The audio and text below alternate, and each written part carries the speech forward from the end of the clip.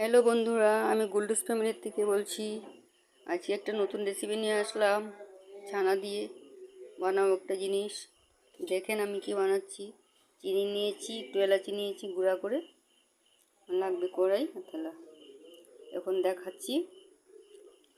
গ্যাসটা জ্বালিয়ে দিব, চিনিটা ঢেলে দিচ্ছি, ছানাটাও ঢেলে দিলাম। গ্যাসটা জ্বালিয়ে দিয়েছি আমি। এখন কড়াইটা বসিয়ে দেবো।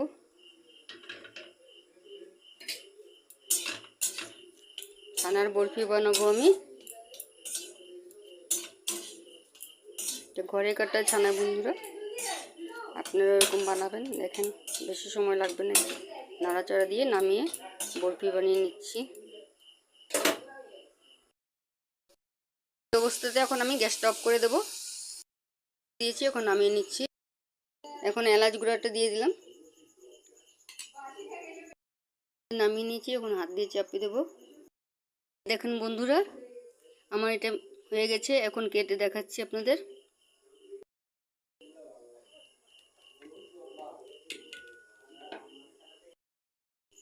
ছোট ছোট 3 পিস করে নিচ্ছি এইভাবে। দেখেন কি সুন্দর হলো। আপনারা ঘরেই ছানা কেটে কালাকান ঘরেই বানিয়ে নেবেন আমার মতো।